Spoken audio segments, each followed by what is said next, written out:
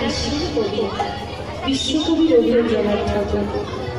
আজকে তিনি কি বলছেন, কত সুন্দর জীব শিক্ষা দিচ্ছে। দেখুন কি বললেন, আমার এ ধূপ না পোড়ানি গন্ধ কিছুই নাহি লাগে। দেখবেন বাবু, একটা শুকনো ধূপ, সেই ধূপে যতক্ষণ না আপনি আগুনটি দেবেন না ততক্ষণ ওই ধূপের গন্ধে চারিদিকে উদ্ভাসিত হবে না, তাই না?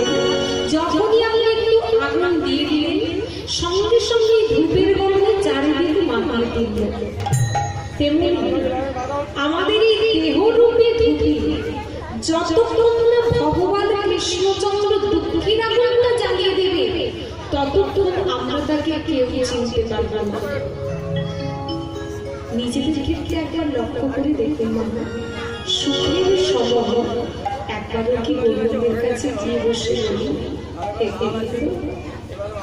যা কিছু হয়েছে তো করে চলে, একবার তো বলবো না। যখনই দুঃখ পেলাম তখনই ভগবানের কাছে গিয়ে বসে বলছি, হে ভগবান, কেন আমায় এত দুঃখ দাও, কেন আমায় এত কষ্ট দাও? যদি সুখের সময় তার সঙ্গে ভাগ করে নিতাম তাহলে কি এত কষ্ট পেতে হতো না? আরো কি বললেন,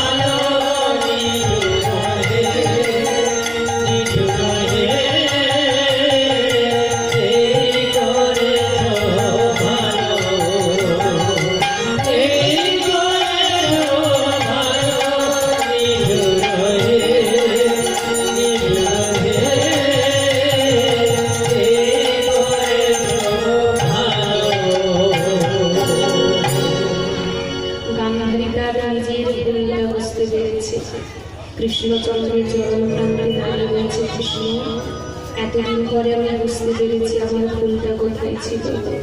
গান্ধারীর মধ্য দিয়ে শিক্ষা দিয়ে গেলেন, যে যেমন কর্ম করি তাকে তেমন ফল পেতে হয়। আজকে সেই গান্ধারীকে এখানে রেখে সবাই মিলে একটু নিরামিষ আস্বাদন করবো। অনেক রাত হয়েছে, চলুন সবাই মিলে একটু নিরামিষ আস্বাদন করবো। আজকে আমরা যে লীলার বিষয়বস্তু আস্বাদন করবো, যার মধ্যে রয়েছে তথ্য, যদি সবাই মিলে একটু মনোযোগ সহকারে শুনি না সবকিছু আমরা বুঝতে পারবো। জয় রাধে। চলুন আজকে আমরা যে লীলার বিষয়বস্তু আস্বাদন করবো তা হল ভক্ত শিশু ইন্দ্রদুম্ন রাজা। সবাই মিলে যাবো সেই পুরীধামে। পুরীধামের 18 নাগার কথা জানবো। আমরা সবাই মিলে সবাই জানি যে পুরীধামে একটা স্বর্গদ্বার বলে একটা জায়গা রয়েছে, তাই না? তাই না? এই স্বর্গদ্বার নামটি কেন হলো? 18 নাগার কথা, ইন্দ্রদুম্ন রাজা কিভাবে ভক্ত শ্রেষ্ঠ হলেন সেই লীলার কথা আমরা সবাই মিলে আস্বাদন করবো। চলুন তার আগে আমরা কোথায় যাবো? বৃন্দাবনে। কারা কারা বৃন্দাবনে যাবেন একবার বাহু তুলে দেখান তো। মা আমি যাবো বলে, মামি যা ঠান্ডা পড়েছে তারপরে বৃন্দাবন সবাই মিলে যাবো। দুটি বাহু তুলে। কেমন? কালকে তো অনুষ্ঠান শেষ হবে, তাই না? হ্যাঁ, তা পরের দিন থেকে তো আমরা সবাই ঘরে যাবো, আর ঠান্ডা লাগবে না। এই 2 দিন যাবো রয়েছে। কালকে বাবা আছেন, গাইতে আসবেন, আজকে আমি গাইছি। তাই এই যে সময়টা আমরা যদি ভগবানের জন্য একটি সময় দিই কেমন হয়? ভালো হয় না? সংসারের জন্য তো কত কষ্ট করছি সারা জীবন ধরে, তাই না? তা 2 রাত যদি ভগবানের জন্য দিই কোনো ক্ষতি হয়ে যাবে? হবে না।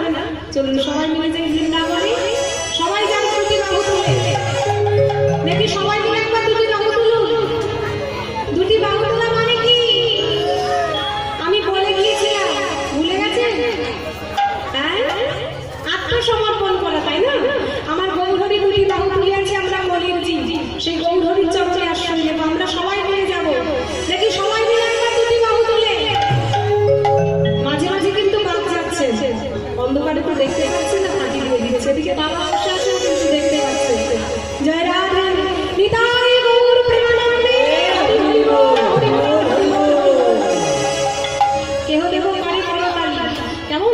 সবাই মিলে যাবো, চলো সবাই মিলে যাই। চলে রে আমার মন, তালে তালে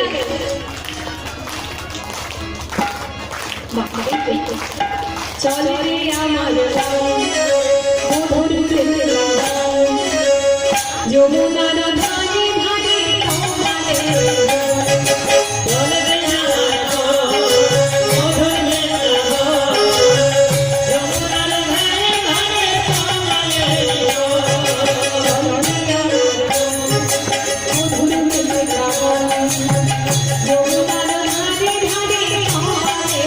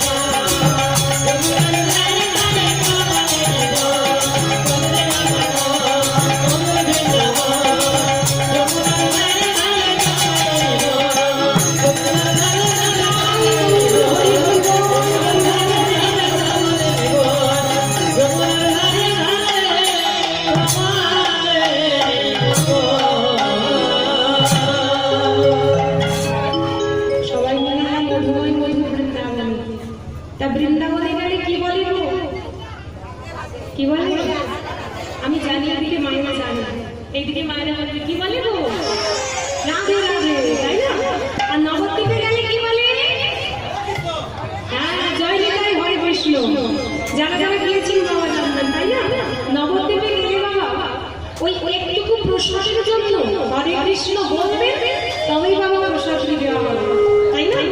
তা বৃন্দাবনে গেলে রাধা রানীর জয়ধ্বনি দিতে হয়। বৃন্দাবনের অলিতে গলিতে শুধু রাধা রাধা। আজকের এই এত সুন্দর বৃন্দাবনে একটু রাধা রানীর জয়ধ্বনি দেবো, কেমন? জোর করে দেবো, যে রাধা রানী রয়েছেন সবাই মিলে একটু উচ্চ স্বরে দেবো, তিন সবাই মিলে বলি রাধা রানী কি। হলো না? এতজন রাধা রানী বসে আছে, এই আওয়াজ আর একটু জোরে দিতে হবে তো, তাই না? বলা যায় যা এই দিনটি পেতে গেলে আবার কতদিনের জন্য অপেক্ষা করতে হবে, তাই না? তার মধ্যে কি বেঁচে থাকবো সে কতদিনের ব্যাপার। আর একটু জোরে দিতে হবে, সবাই মিলে আর একটু জোরে দিতে। বাবারা আছে, মায়েরা বাবারা সবাই মিলে উচ্চ স্বরে বলি রাধা রানী কি, রাধা রানী কি, রাধা রানী কি, কৃষ্ণচন্দ্র কি, বৃন্দাবন ধাম কি, জয় গৌর প্রেমানন্দে। সবাই মিলে বৃন্দাবনে গেলে আরো একটি জিনিস শোনা যায়, কৃষ্ণচন্দ্রের বংশীধরের মুরলী ধ্বনি। আজও বৃন্দাবনে গিয়ে বংশীবনে দাঁড়িয়ে কঠোরপাঠ পরিশ্রম অনুভব করা যায়। তা এক পাশে দাঁড়িয়ে আমার পদকর্তাসে মুরলী ধ্বনির কথা বললেন, কত সুন্দর কথাগুলো বললেন, দেখুন হিন্দি ভাষা, কত সুন্দর কথাগুলো বলে গেলেন।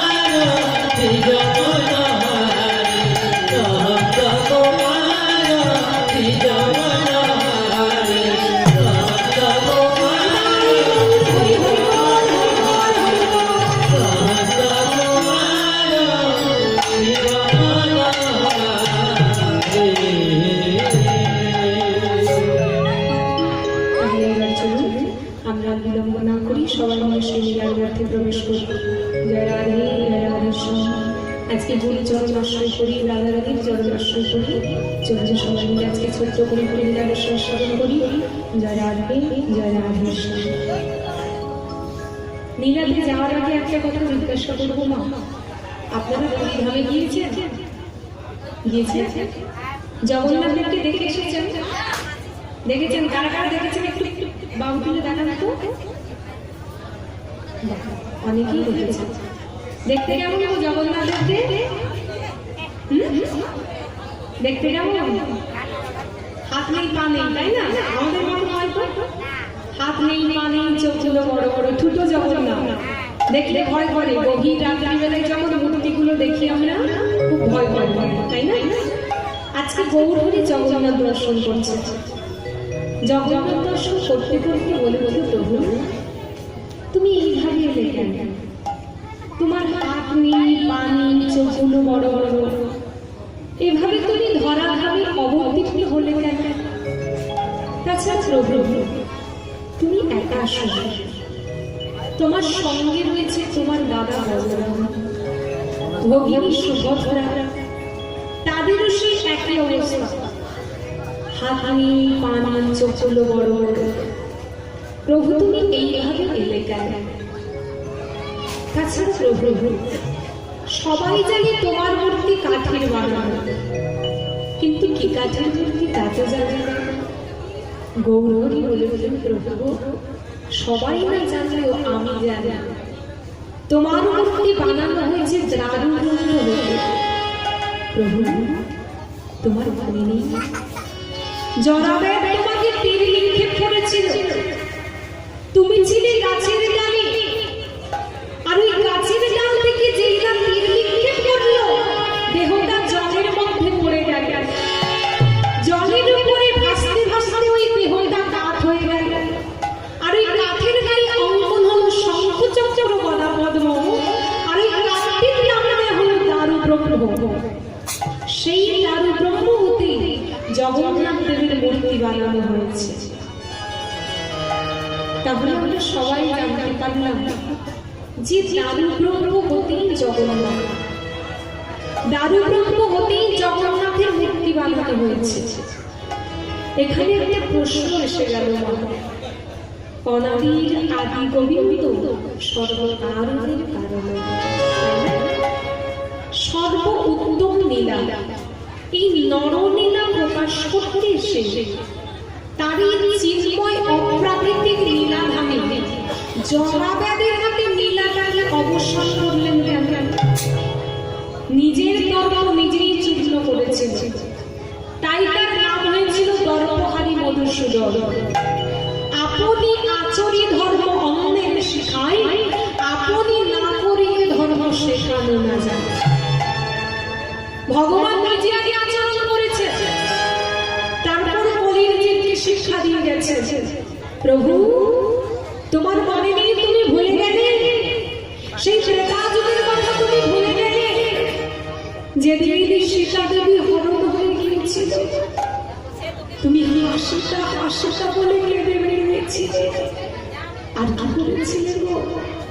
ওই সুগ্রীবের সহযোগিতা চাইছিল, আর সুগ্রীব বলেছিল, প্রভু আমি তোমাকে সেটা উদ্ধার করে দিতে পারি, আমি তোমাকে আমার বানর সেনার সহযোগিতা দিতে পারি, সেতু বন্ধন করে দিতে পারি, কিন্তু আমি যদি সেটা উদ্ধার করতে পারি, আমাকে কিষ্কিন্ধার রাজা করে নিতে হবে।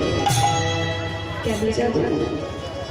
আমার বড় দাদা রয়েছে, বড় দাদা থাকতে ছোট ভাই তো কোনদিনের জন্য রাজা হতে পারে।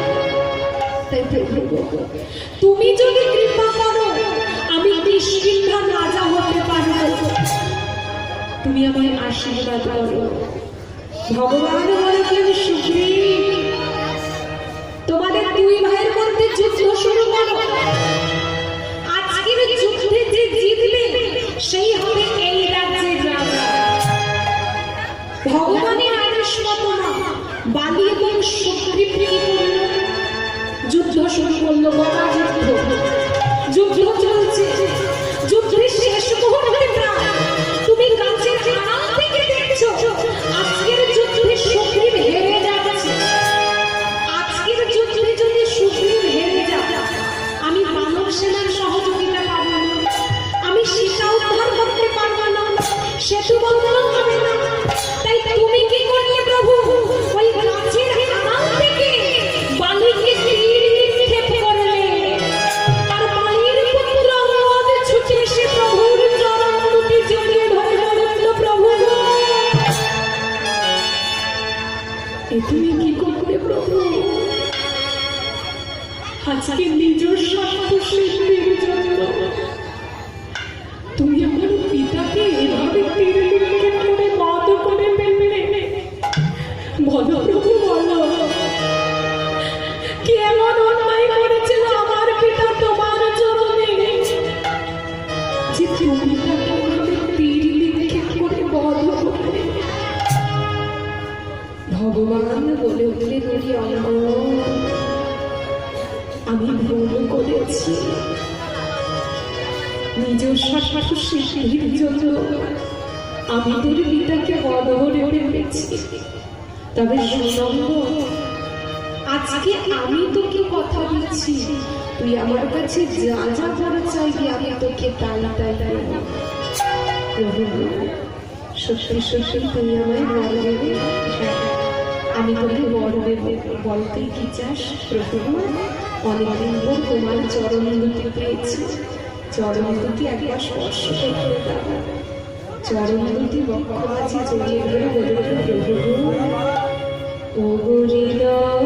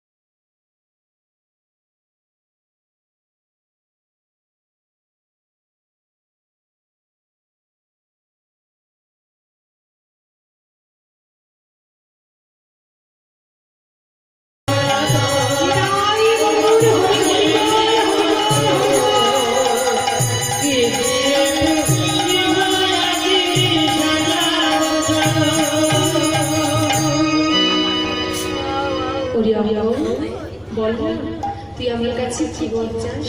প্রভু, তুমি যদি আমাকে সত্যি সত্যি বর দিতে চাও তবে এই আশীর্বাদ করো, যেভাবে তীর নিক্ষেপ করে তুমি আমার পিতাকে বধ করেছো, আমি যেন ওভাবে তীর নিক্ষেপ করে তোমাকে বধ করতে পারি।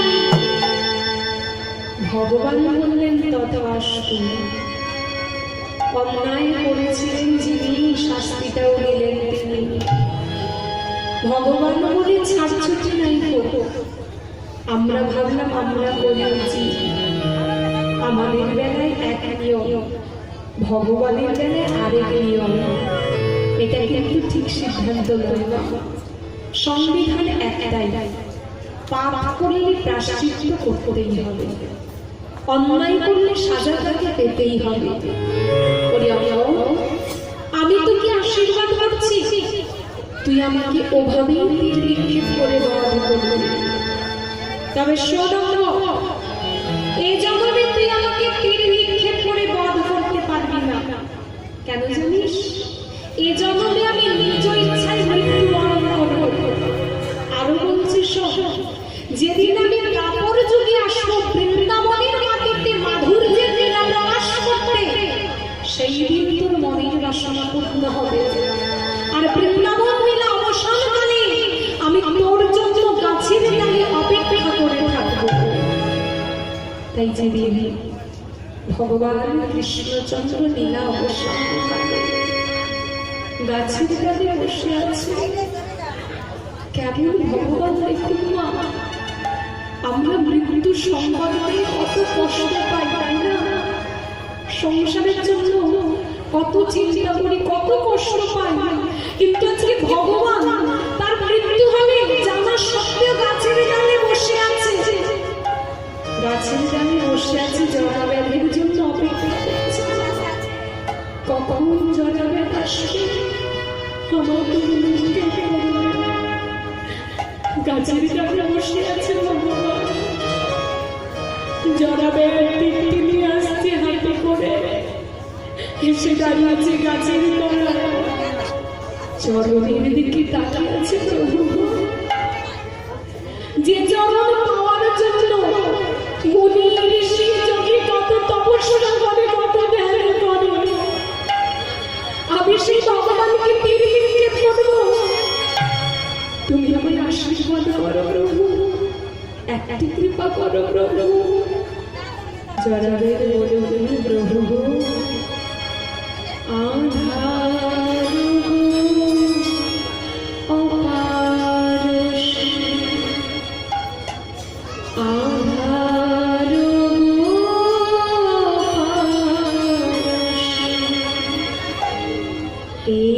একটু দিশাই